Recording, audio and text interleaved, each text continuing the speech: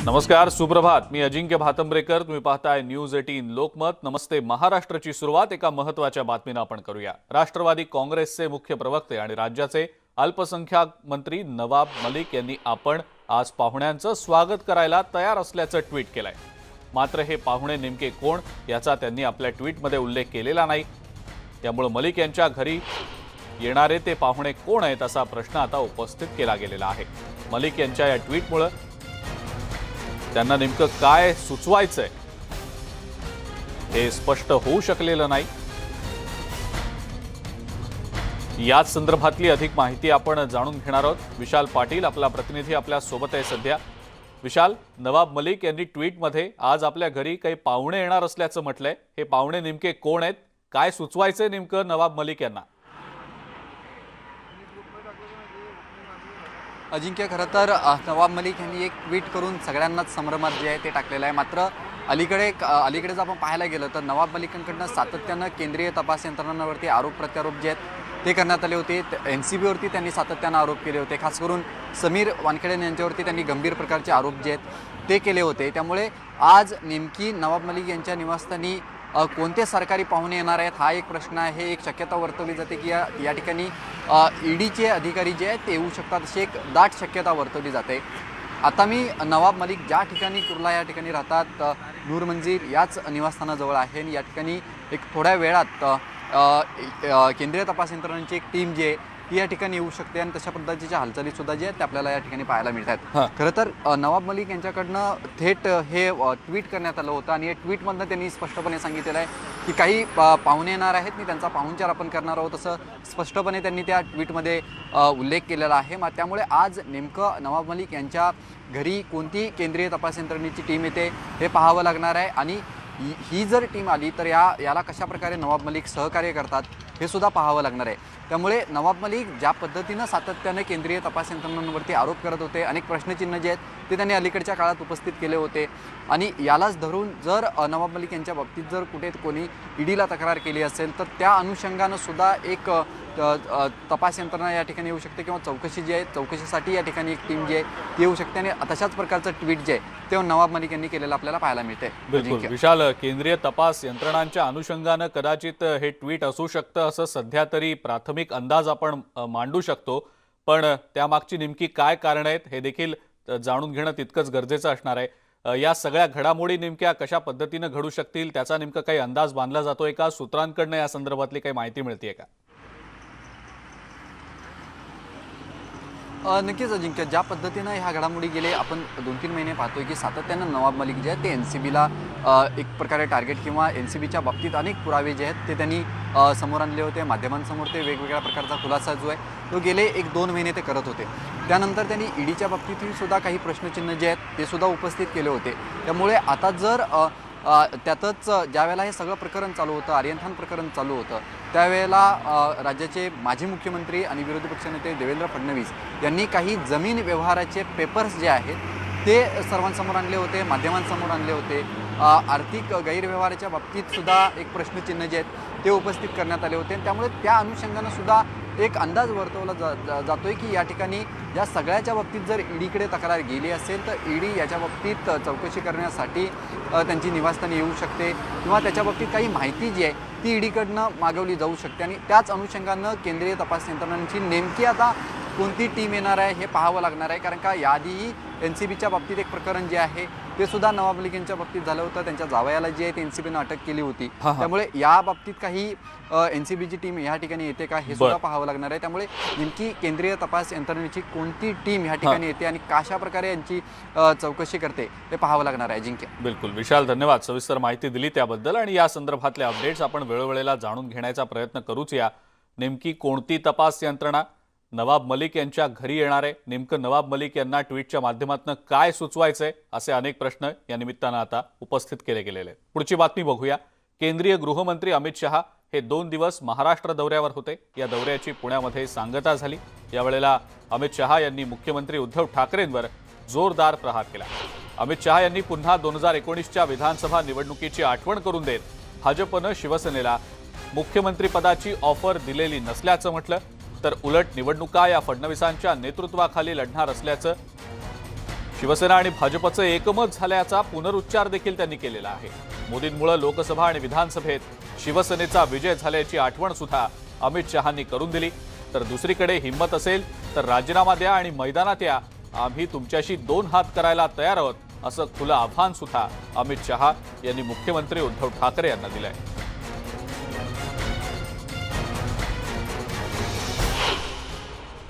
मैं महाराष्ट्र के चुनाव में 2019 में आया था. मैं खुद उस वक्त शिवसेना के साथ जो संवाद हुआ मैंने खुद ने किया है, और मैं फिर से आज कहना चाहता हूं कि उस वक्त तय हुआ था कि देवेंद्र फडणवीस के नेतृत्व में चुनाव लड़ा जाएगा और मुख्यमंत्री भारतीय जनता पार्टी. मुकर गए. सत्ता के लिए हिंदुत्व के साथ समझौता कर लिए. दो पीढ़ी से जिनके सामने लड़ते थे उनकी गोदी में बैठ गए और कहते थे हमने तो कहा ही नहीं है. वो कह रहे हैं कि मैं झूठ बोल रहा हूं. चलो भैया, 1 सेकंड के लिए मान रहे हैं, मगर आपकी सभा के पीछे जो बैनर लगते थे ना, उसमें आपके फोटो की और मोदी जी के फोटो की साइज जरा देखना. आपकी 1/4 थी. हर भाषण में आपको मोदी जी का नाम देना पड़ता था.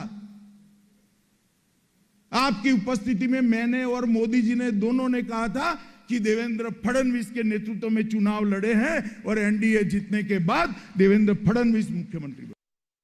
मैं आज भी कहना चाहता हूं, अगर हिम्मत है इस्तीफा दीजिए, कर दो 2 हाथ, तीनों लोग एक साथ में लड़ने के लिए आइए. भारतीय जनता पार्टी का कार्यकर्ता तैयार बैठा है.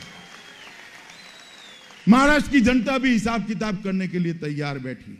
इस प्रकार से सिद्धांत विहीन राजनीति किसी भी राज्य की सरकार पसंद नहीं करती. केंद्रीय गृहमंत्री अमित शहांनी पुण्यामध्ये कार्यकर्त्यांच्या मेळाव्यात बोलताना ठाकरे सरकारवर सडकून टीका केली आहे. राज्यातील महाविकास आघाडी सरकार म्हणजे 3 चाकांचं ऑटो रिक्षावालं सरकार आहे. या सरकारची 3ही चाकं पंक्चर झालेली आहेत, ती चालत नाहीत, फक्त धूळ सोडतंय आणि प्रदूषण होतंय, अशी टीका करतानाच महाराष्ट्रातल्या जनतेच्या घराघरात जा, हे सरकार महाराष्ट्राचं कल्याण करू शकतं का, असा सवाल करा, असं अमित शहा यांनी कार्यकर्त्यांना सांगितलं.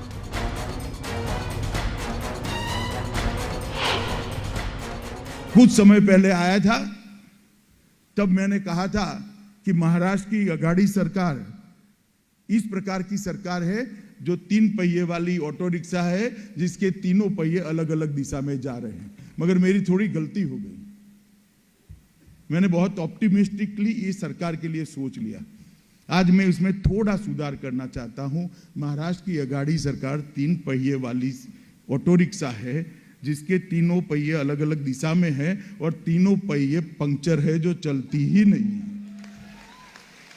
सिर्फ धुआं बाहर निकालती है और प्रदूषण बढ़ाती है. केंद्रीय गृहमंत्री अमित शहांना उदय सामंत यांनी प्रत्युत्तर दिलेलं आहे. उदय सामंत यांनी अमित शहांवर टीका केली आहे. अनेक जण पक्ष सोडत असल्यानं अमित शहांनी ही वक्तव्य केल्याचं उदय सामंत म्हणतात. सोबतच भाजपच्या कार्यकर्त्यांना उमेद देण्यासाठी, ऊर्जा देण्यासाठी ही वक्तव्य केली गेली असल्याचं उदय सामंत म्हणतात. शिवसेनेचे नेते आणि राज्याचे उच्च आणि तंत्र शिक्षण मंत्री असलेल्या उदय सामंत यांनी केंद्रीय गृहमंत्री अमित शहा यांच्यावर टीका केली आहे. ज्या पद्धतीनं महाविकास आघाडी काम करते त्यामुळे अनेकांच्या पायाखालची वाळू सरकली आहे. कार्यकर्ते, नेते आणि पदाधिकाऱ्यांना पक्षात थांबवण्यासाठी अशा प्रकारची भाषणं करणं गरजेचं असतं आणि याच भावनेतून अमित शहा साहेबांनी असं वक्तव्य केलेलं आहे. भाजपातली अनेक मंडळी पक्ष सोडून महाविकास आघाडीत येत आहेत. हा प्रवेशाचा ओघ थांबवण्यासाठी, मॉरल सपोर्ट देण्यासाठी, उमेद आणि ऊर्जा वाढवण्यासाठी ही वक्तव्य केली जात असल्याची टीका उदय सामंत यांनी केलेली आहे.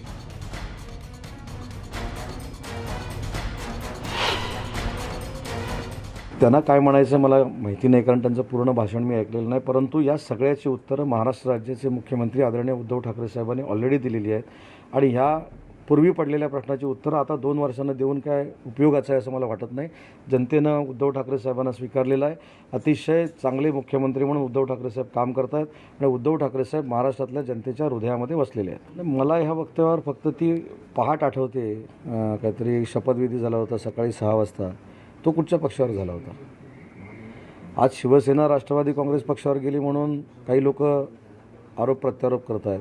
पण पहाटे 5 वाजताचा जो शपथविधी होता तो ह्याच 2 पक्षापैकी एका पक्षावर होता ना. त्याच्यामुळे मला त्याच्यावर काय, आणि हे लोकांना माहिती आहे, त्याच्यामुळे लोकांना सगळ्या गोष्टी कळत असतात. मतदानातनं लोक शिवसेनेच्या माध्यमातून मतदान करून उत्तर देतील.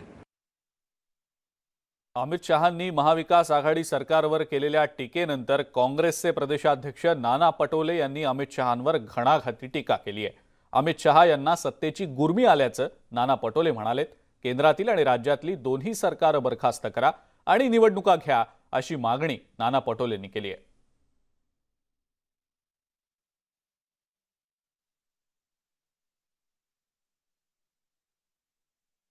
जे घमंडात आणि सत्तेच्या गुर्मीमध्ये जे लोक असतात तेच या पद्धतीचं वक्तव्य करतात. खरं तर राजीनामा द्यायचा हा केंद्र सरकारला आहे, कारण की केंद्र सरकारच्या बद्दल लोकांमध्ये मोठ्या पद्धतीचा राग आहे. आणि मग काँग्रेसच्या वतीनं आव्हान आहे की केंद्रातलंही सरकार बरखास्त करा आणि राज्यातलंही सरकार बरखास्त करून निवडणुका घ्या. मग एकदा समजेल दूध का पाणी काय होतं. या पद्धतीच्या गरमीच्या लोकशाहीमध्ये गोष्टी करणं हे खऱ्या अर्थानं अमित शहासारखे देशाच्या गृहमंत्र्यांनी असं वक्तव्य करावं हे चुकीचं आहे. निकालानंतर माझा बाप आठवल्याशिवाय राहणार नाही असा पलटवार रोहित पाटील यांनी विरोधकांवर केलाय. प्रचार सांगता सभेमध्ये रोहित पाटील यांनी तुफान शाब्दिक फटकेबाजी केली. आत्ता ज्यांच्या हाती 15 वर्ष सत्ता होती, नगरपंचायत होती, आज तेच लोक आदर्श नगरपंचायत घडवण्यासाठी एकत्र आलो आहोत असं म्हणतायत. बघूया कोण काय सांगतं, किती विकास झालाय आणि किती विकास व्हायचा राहिलाय असं प्रतिआव्हान रोहित पाटील यांनी दिलंय. कवठे महांकाळ निवडणुकीत प्रचाराच्या तोफा काल थंडावल्या. या निवडणुकीच्या निमित्तानं रोहित आर पाटील यांच्या विरोधात सर्व दिग्गज विरोधक एकत्र येऊन निवडणूक लढवत आहेत. रोहित पाटील यांच्या नेतृत्वाखालील राष्ट्रवादी काँग्रेस 13 जागांवर स्वबळावर निवडणूक लढवतीये. उद्या नगरपंचायतीसाठीचं मतदान पार पडणार आहे.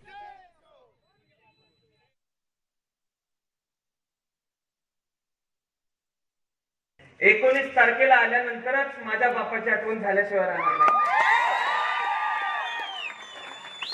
आज स्वातंत्र्यानंतर 70-75 वर्ष नगरपंचायत सारखी निवडणूक आजही आम्ही रस्ते, पाणी, गटाऱ्या, घरकुल अशा सर्व कामांवरती लढवतोय. दुर्दैवी गोष्ट आहे, 15 वर्ष ज्यांच्या हातात सत्ता होती, 15 वर्ष ज्यांच्या हातात नगरपंचायत होती, आज ते लोक पुन्हा एकदा आदर्श नगरपंचायत घडवण्यासाठी आम्ही एकत्र आलेलो आहे असं सांगतात. तुम्ही 32 नंबरच्या खात्याचे मंत्री आहात अशी टीका पंकजा मुंडे यांनी धनंजय मुंडेंवर केलेली होती. या टीकेला आता धनंजय मुंडेंनी जोरदार प्रत्युत्तर दिलंय. 4 विभागाच्या मंत्री असताना परळीच्या जनतेनं तुमचा केलेला पराभव विसरू नका असा टोला त्यांनी लगावलाय. केजमधल्या नगरपंचायतीच्या प्रचार सभेत त्यांनी भाजपावर घणाघाती टीका केली आहे. 100 कोटी रुपये निवडून आल्याबरोबर देणार असं पाटोद्यात घोषणा केली. तीच घोषणा म्हणे शिरूरमध्ये केली, तीच घोषणा म्हणे आष्टीत केली आणि आता ऐकलं की केज आणि वडवणीत सुद्धा तीच घोषणा केली. म्हणजे किती कोटी झाले बरं? 500 कोटी झाले ना रे. केज, वडवणी, आष्टी, पाटोदा, शिरूर 500 कोटी एका झटक्यात द्यायला होते तर मग 2 वर्ष काय टाळ पिटत होते का तुम्ही लोक? तेव्हा काय नाही दिलं? ते पैसे द्यायची यांची ताकदच नाही. कारण तुमच्या ताईचं जेव्हा मंत्रिपद होतं तर ताई पहिल्या 4 मध्ये मंत्री होत्या, 32व्या नंबरचे मंत्री नव्हत्या.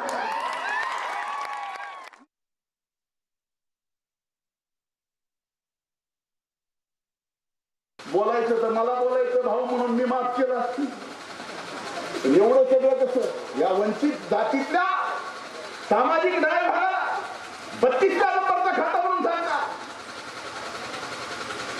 ताई तुम्ही आज बोललात मला आनंद. 32व्या नंबरचं खातं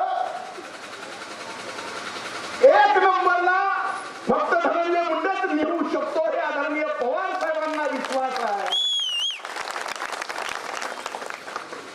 तुमच्याकडे जे खाते होते ते खाते घेऊन विधानसभेत पडलात ना.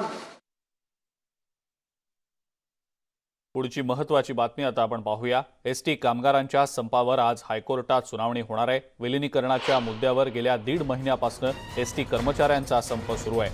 या मुद्द्यावर आज हायकोर्टात सरकारनं नेमलेल्या समितीकडून प्राथमिक अहवाल सादर केला जाणार आहे. तर एसटी महामंडळ सुद्धा आपलं म्हणणं मांडणार आहे. एसटी महामंडळानं कर्मचाऱ्यांचं निलंबन, सेवा समाप्ती आणि बडतर्फीची कारवाई केली आहे. तर यासोबतच वेतनवाढ सुद्धा दिलेली आहे. याशिवाय मेस्मा लावण्याचा इशारा सुद्धा दिलाय. मात्र तरी सुद्धा एसटी कर्मचाऱ्यांनी आपला संप अद्यापही मागे घेतलेला नाही.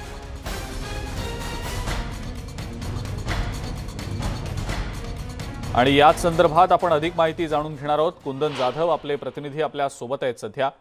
कुंदन, आज एसटी महामंडळाच्या ज्या संपकरी कर्मचाऱ्यांनी हायकोर्टात याचिका केलेली होती, या संदर्भातला निकाल समोर येण्याची शक्यता आहे. गेल्या 1.5 महिन्यांपासून संप सुरू आहे.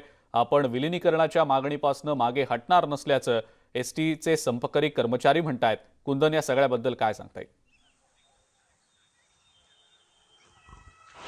बरोबर आहे. गेल्या अनेक दिवसांपासून एसटी महामंडळाचा हा संप सुरू आहे.